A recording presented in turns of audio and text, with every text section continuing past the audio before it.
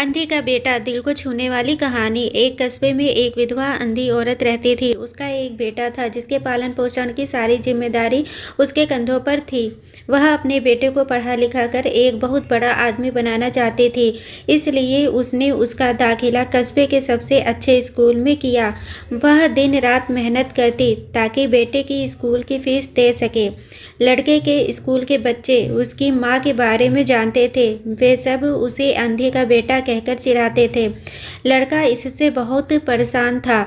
उसे अपनी माँ पर शर्म आने लगी थी। वह उसके साथ कहीं भी आने जाने से कतराने लगा था।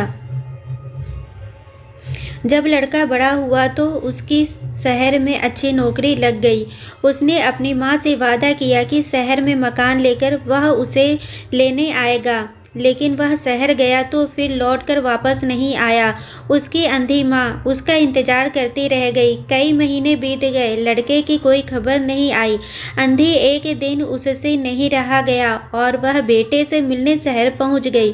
पूछते पूछते वह बेटे के ऑफिस पहुंची। वहां सिक्योरिटी गार्ड ने उसे रोक दिया।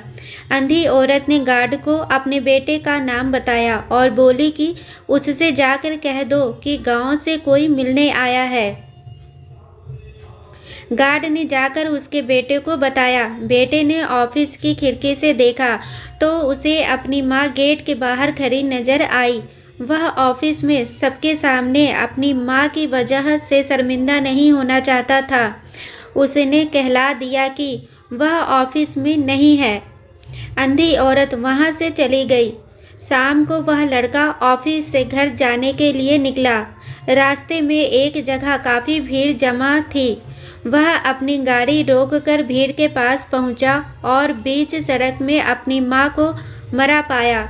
उसके हाथ में एक चिट्ठी थी जिसमें लिखा था, बेटा बेटे दिन हो गए थे, तेरी कोई खबर नहीं मिली। चिंता हो रही थी इसलिए तुझसे मिलने चली आई। तू तो अब बड़ा आदमी बन गया है।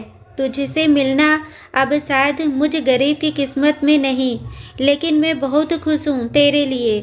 तूने अपना ही नहीं मेरा सपना भी पूरा किया। मलाल है कि तेरी तरक्की देख नहीं सकती।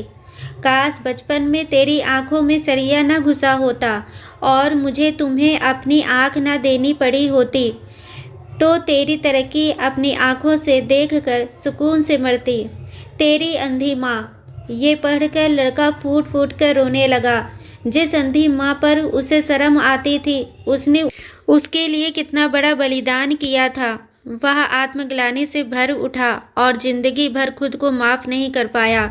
दोस्तों, माता पिता अपने बच्चों के लिए अपना सर्वस्व निछावर कर देते हैं।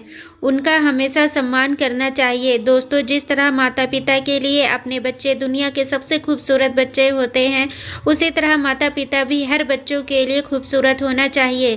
वो खूबसूरती किसी सूरत की नहीं बल्कि दिल से होना चाहिए।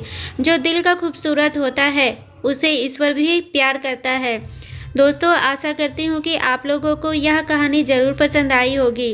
कहानी पसंद आई हो तो प्लीज़ चैनल को लाइक शेयर एंड सब्सक्राइब करें। Thanks for watching.